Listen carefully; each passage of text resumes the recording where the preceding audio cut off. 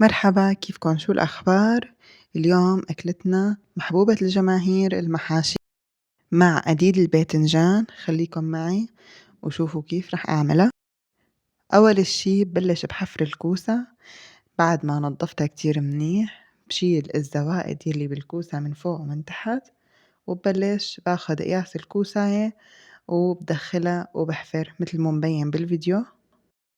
هلأ إذا واجهتوا صعوبة بالحفر غطسوا راس الكوساية بشوية ملح واتركوها 10 دقايق، فورا بتلاقوها طريت وصار حفرة أسهل بكتير.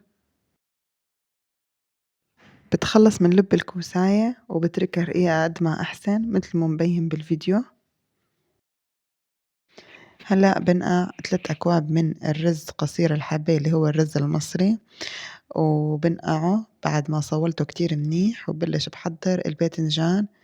أديد الباذنجان، هاد الباذنجان محفور وميبس عالشمس بالصيف من شان الشتوية. خبروني بالتعليقات مين فيكن بيعمل الأديد، وخبروني إذا بتحبوه أو لأ. بدي أحكي على كمية الرز. تقريبا كل كيلو من الخضار بياخد معي كاسة من الرز اللي هي الكاسة المعيارية. بعد ما صولت الرز كتير منيح بضيف فوق اللحم المدهن. بتقدروا تضيفوا الكمية اللي انتوا بترتاحوا لها بتحبوها.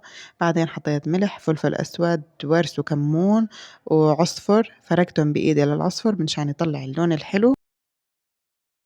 وأكيد بتتذكروا لب الكوسة يلي من شوي شلناه من الكوسة، كمان بضيف منه شوي على الحشوة عشان ما ترزرز معي. وممكن كمان نضيف حبة بندورة ناعمة كمان منشان ما ترزرز معي. وبضيف كمان شوي من الزيت أو من السمن حسب شو بتفضلوا.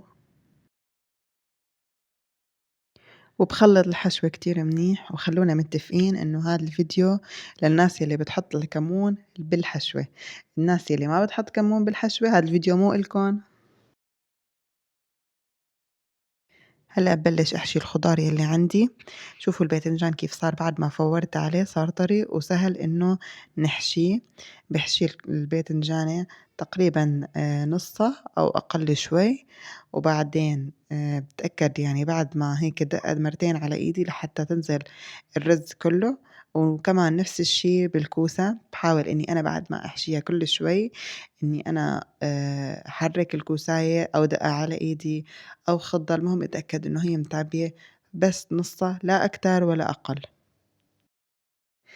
بالنسبة للصلصة يلي بدنا نحطها على الكوسة، حطيت مي مع شوية دبس بندورة مع الملح وشوية حمض وحركتهم كتير منيح. وبعدين بلشت صف الكوسة بالطنجرة. حطيت الباذنجان من تحت والكوسة فوقه.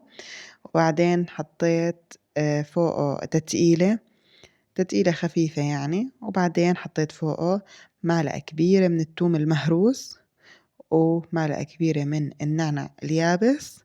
وبعدين بلشت أنزل فيه بالصلصة يلي حضرناها اللي هي صلصة دبس البندورة.